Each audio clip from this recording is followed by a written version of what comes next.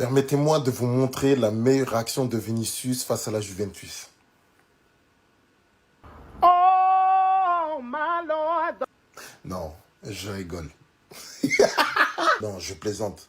Plus sérieusement, en ce qui me concerne, je vais être patient. L'année dernière, par rapport à cette déclaration qui va faire 10 fois plus, moi je l'attendais, j'ai été déçu. Même s'il est rentré dans ses standards en termes de statistiques, mais j'ai compris. Ah, il n'est pas dedans. Là, cette année, j'attends. Je vais être patient. Parce que le gourmand du Ballon d'Or, là, il a été fort la saison dernière. Vinicius ramènera toujours du danger. D'ailleurs, pour remplacer Vinicius, je pense qu'il n'y a personne là à l'heure actuelle. Vinicius, il est tranquille sur ça et il le sait. Je vais être patient avec Vinicius pour la saison prochaine. Je pense que les fulgurances, il les aura toujours. Les petits éclats de génie, il les aura toujours. Mais maintenant, il faut de la réussite et une saison digne d'un prétendant au Ballon d'Or. Dites-moi ce que vous en pensez dans les commentaires. Bon, ça y est, je vais faire la vidéo, ça y est, j'avoue, il a pas fait un bon match. La meilleure action, c'était ça, lorsqu'il a fait de la lutte sénégalaise avec un joueur, et encore, il a même pas gagné, dites-vous. Ça a fait des montages sur lui, c'est drôle, vas-y, y a pas de souci, tranquille. Mais les gars, sincèrement, les gars, il faisait chaud, c'est pour ça, les gars, c'était la canicule, oui. Bon, les gars, tranquille. J'avoue, je lui trouve des excuses parce que je l'apprécie énormément. C'est mon joueur, les gars, c'est mon joueur aussi. Les gars, plus sérieusement, il va falloir qu'il se réveille. Parce que je trouve que dans ce match-là, il a toujours pris les mauvaises décisions. Lorsqu'il avait la balle, quand il faisait les choix individuels, il devait faire les choix collectifs. Lorsqu'il a fait les choix collectifs, il devait partir tout seul avec la balle. Donc ça veut dire c'était assez brouillon là aujourd'hui. Et moi j'ai peur d'un seul truc, au niveau de la régularité. Parce que oui, on critique énormément Rodrigo sur cet aspect-là. Mais j'ai l'impression que Vinicius, il est en train de rentrer dans cette sphère-là. Un coup je fais un bon match, un coup je fais un mauvais match, un coup je fais deux mauvais matchs, etc. Et ça c'est agaçant. Voilà, on va dire c'est agaçant. Donc j'espère qu'il va se reprendre. Là, il avait pas les tresses, mais c'est sûr, il y avait des petites tresses en dessous encore. C'est pour ça qu'il était encore un peu stressé. Mais ça va venir. Voilà, que moi, je reste toujours dans son train. Voilà, il a besoin d'être massé un tout petit peu. Et voilà, surtout, les histoires qui sont sorties au sujet de ses DM, peut-être que ça tape dans sa tête, les gars. En fait, là, Gonzalo Garcia, il vient de dire à Mbappé, regarde comment on joue en tant que neuf. Regarde comment je vais devenir le meilleur joueur de la compétition. Mais lui, là, il est pas venu pour donner les gourdes à Mbappé et à Vini. Hein. Lui, il est là pour forcer Xabi Alonso à faire un choix fort. C'est ça, c'est pour ça qu'il est là, lui. Et chaque match, je me dis que pour Carlo Ancelotti, la Castilla, c'est Alcatraz. Fallait pas regarder là-bas. Mais les gars, j'aime trop ce qu'il propose, en fait. J'aime trop ce qu'il propose. Centre de Trent Alexander-Arnold, tête. But, attaquant, célébration. N'importe quoi. En plus, quand tu vois l'entrée de Kylian Mbappé, tu peux te poser des questions, même s'il revient d'un virus, ok, truc, ok. On sait. Faut lui laisser du temps, comme d'habitude, on sait. Il a plus le rythme, il a plus toutes ces choses-là, on sait. C'est bon, on sait. Mais les gars, ce mec-là va être un problème. Vous voulez pas comprendre, vous allez voir. Parce que là, cette saison-là, Kylian Mbappé, il n'aura pas le temps de faire un démarrage tranquille, tout ça. Non. Il y a un mec derrière qui pousse et qui veut prendre sa place. Il va pas se cacher, lui, il est là pour ça. Gonzalo Garcia, le double G. Houston, on a un problème. N'oubliez pas, le football, c'est cruel, c'est comme ça. Les gars, l'entrée d'Mbappé, on en parle sérieux? Mais c'est quoi ça, les gars? C'est quoi cette entrée? Calmez-vous. Je sais, là, vous attendez, là, déjà. Calmez-vous. C'est la reprise. Tranquille. Moi, il est encore trop dans l'axe. Il veut pas prendre ce rôle de numéro 9. Toujours pas jouer sur ses qualités. Il veut tâter le ballon. Il veut faire le playmaker. Mais je pense que Xabi Alonso, il va réussir à régler ce problème-là. Ces 20 minutes-là, elles comptent même pas. Et on a vu de belles choses, hein. Calmez-vous, calma les gars. Ça dit ouais, Mbappé il gâche tout, Garcia et Mbappé c'est deux profils différents, c'est deux joueurs différents. Mbappé c'est, waouh, vous savez, Garcia c'est un jeune, Garcia c'est plus le profil d'un vrai neuf de surface. Mbappé c'est un ailier qui peut jouer neuf. Bref, c'est pas à dire faut qu'Mbappé démarre de je sais pas qui, je sais pas quoi. J'ai déjà expliqué, un joueur comme Mbappé, tu ne peux pas t'en débarrasser. Parce que c'est 30 buts minimum dans une saison. Que ça plaise ou non, moi j'ai totalement confiance en cet homme-là. Il va réussir à faire jouer Vinicius et Mbappé. Si pour vous il en est capable, on est le dieu madrilène, on donne la voix, venez suivre. Mbappé risque sûrement de venir prendre sa place à un moment donné parce que c'est normal, c'est lui l'attaquant de pointe titulaire au Real Madrid. Mais pour l'instant, juste pour cette compétition, profitons de Gonzalo Garcia. La compète qu'il est en train de nous lâcher, franchement, il faut juste applaudir. Hein. Joueur du centre de formation du Real, il est sur 3 buts, une passe D. Le joueur le plus décisif lors de cette compétition. Aujourd'hui, c'est lui qui marque le seul but. Hein. qui va donner la victoire au Real Madrid face à la Juventus de Turin. D'ailleurs, c'est un super service d'Alexander Arnold, hein, c'est pour ce genre d'action que le Real a recruté. Et des frappes, il y en aura eu. Hein. Di Gregorio a superbement limité la casse. Aujourd'hui, face au Real, il aura fait plus de 10 arrêts, j'ai l'impression. Il a arrêté 800 frappes de loin. Quelques frappes à bout portant, le retourné de Valverde, la frappe de Bellingham. Il aura juste été monstrueux.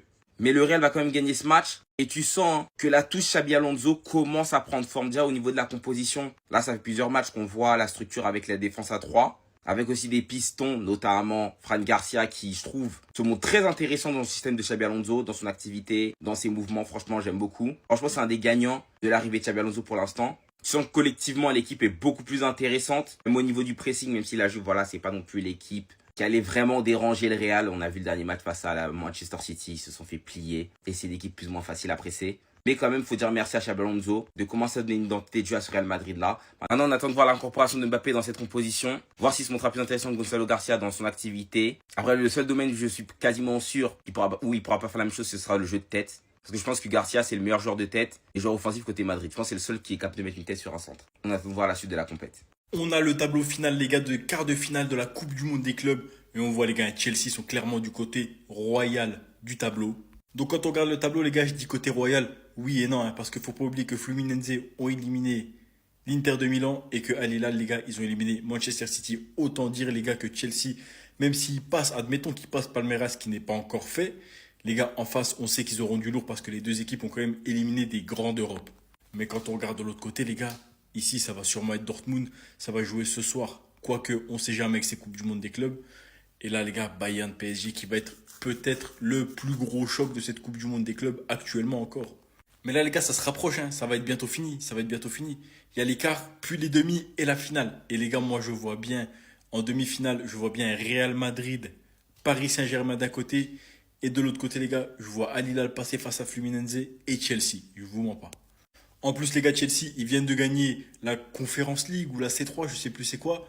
Donc s'ils font un doublé, les gars, ils vont en finale et ils arrivent à gagner la Coupe du Monde des clubs. Franchement, leur saison, elle est plus que validée. Mais là, je vous mens pas, les gars. Je suis surhypé par le match Bayern-PSG. J'ai vraiment envie de le voir et de voir ce que ça va donner, tout simplement parce que le PSG, ils sont trop forts et le Bayern, là, ils vont les attendre au tournant. Mbappé prend le numéro 10 et laisse le numéro 9 à Gonzalo Garcia. C'est un putain de neuf, ce mec-là. Je vais vous montrer un contraste entre Gonzalo Garcia et Kolo Muani. Kolo Muani, il fait un putain de match, les gars. On le voit avec Kenan Yildiz, son duo est incroyable. Toujours des bons coups, des combinaisons. Il défend, il vient chercher le ballon bas. Il fait des courses dans la profondeur. Très, très gros match de Kolo Muani. Malheureusement, Kolo Muani, au moment où il fallait être décisif pour la Juventus, il a pêché dans la finition. Première mi-temps, son face-à-face qui loupe avec son petit piqué qui passe au-dessus de la transversale. Si on regarde le match globalement, ça a eu des répercussions sur la Juventus. En face, t'as Gonzalo Garcia qui fait une première mi-temps où il est fantomatique. Tu le vois même pas. T'as l'impression que il joue même pas. Et même au début de la deuxième période, fantomatique encore une fois. Mais vous savez, la différence, elle se fait où? Elle se fait au moment où il faut être décisif. Gonzalo Garcia, invisible pendant tout le match.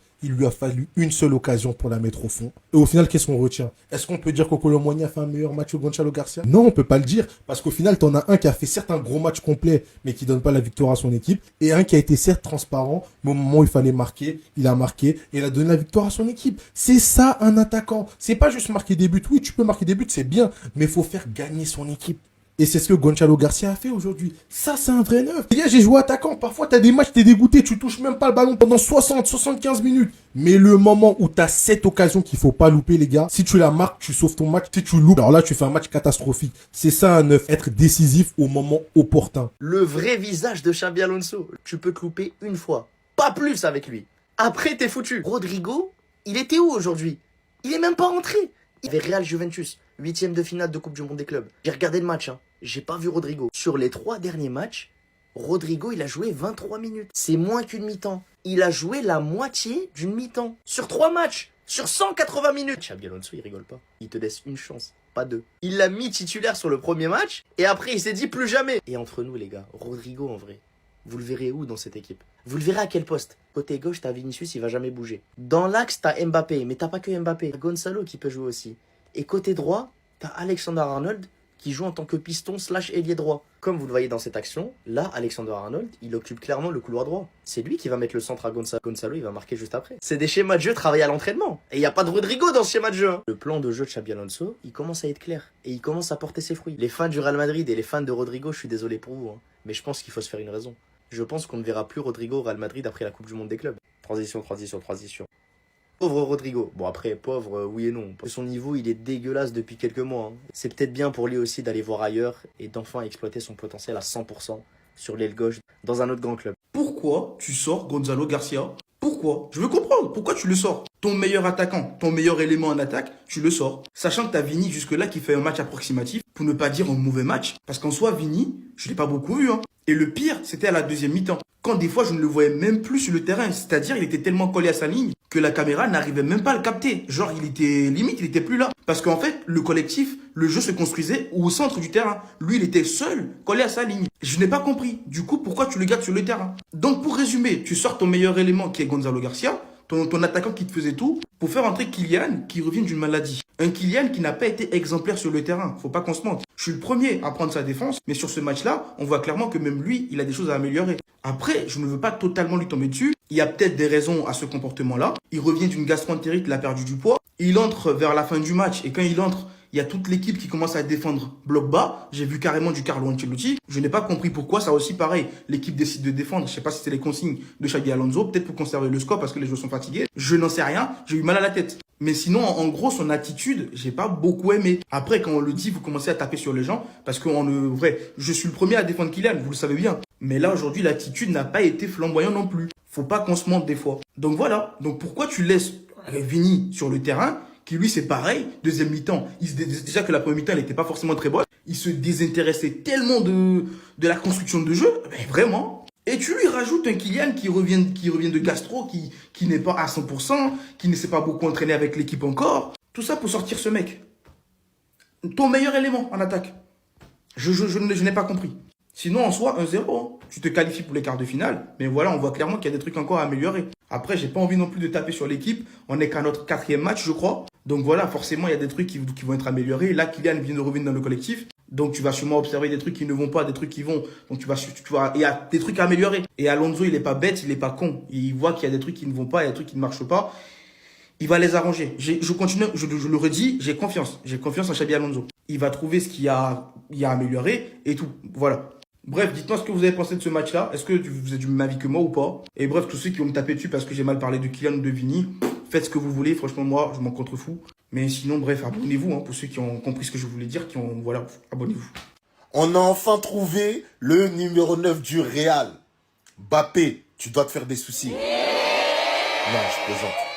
Celui qui doit se faire des soucis, c'est lui. C'est clair. Je pense qu'il aura sa chance. Rien n'est fait encore. Il n'y a pas encore d'histoire de transfert pour aller dans tel club ou pas. Je pense qu'il aura sa chance. Mais il n'en aura pas beaucoup. Parce que là, les joueurs du Real ont la dalle. Lui, je sais pas. Je sais pas dans quel état d'esprit il est. Mais en tout cas, dans la position où il est, c'est très clair. Il n'est pas titulaire. Il est en train de tester d'autres joueurs qui ont eux faim et en train de confirmer à Xabi Alonso qu'il peut compter sur eux. Il commence à prendre de la place et créer de la distance avec le statut de Rodrigo. C'est lui qui est en danger en vrai. Donc, il aura sa chance. Peut-être pas à la Coupe du Monde des clubs, je sais pas. Tout dépend du parcours du Real. L'année prochaine, ça peut être la dernière s'il n'est pas performant. Dites-moi ce que vous en pensez dans les commentaires. Qu'est-ce qui est devenu Vinicius? C'est la mi-temps entre la Juve et le Real Madrid, il y a 0-0, mais je voulais revenir sur un truc. Je voulais faire une vidéo par rapport à Vinicius parce que c'est insupportable. Et même dans son comportement, j'en peux plus. Alors pour ceux, si ça leur satisfait, qui fait 2-3 bonnes passes, qui fait un extérieur du pied, par-ci par-là, et vous dites c'est bon, Vinicius il a fait son match, libre à vous. Mais à un moment donné, Vinicius, on le mettait tout là-haut pour qu'il ait le ballon d'or. Et depuis cette histoire du ballon d'or, je ne le reconnais plus. Il est tellement devenu fou qu'il a commencé à jouer au rugby avec son adversaire. Les gars, c'est une dinguerie, je sais pas si vous imaginez. Mais en tout cas, Vinicius, pour moi, il doit se reprendre parce que c'est pas possible. Quand tu vois un Yildiz, par exemple un Yildiz, la vérité, quand tu regardes un Yildiz, là, dans ce match, je parle uniquement dans ce match et même depuis le début de la compétition, c'est plus fiable techniquement un Yildiz qu'un Vinicius. Trop d'approximation, trop de passes pour faire des passes, des tirs de merde, ses dribbles. Pour moi, Vinicius, c'est même plus un bon dribbleur. Tout ce qu'il nous a montré cette saison, et quand tu vois là, à la mi-temps, ce qu'il nous montre, Non, Vinicius, à un moment donné, il faut qu'il se ressaisisse. De toute façon, moi, j'ai toujours dit, ça sera Mbappé à gauche. Il faut acheter un numéro 9 au Real Madrid digne de ce nom pour jouer avec Mbappé, tout simplement. Moi, je vends Vinicius. Les gars, ma parole, je préfère un Yildiz à l'heure actuelle qu'un Vinicius. Et ça n'engage que moi.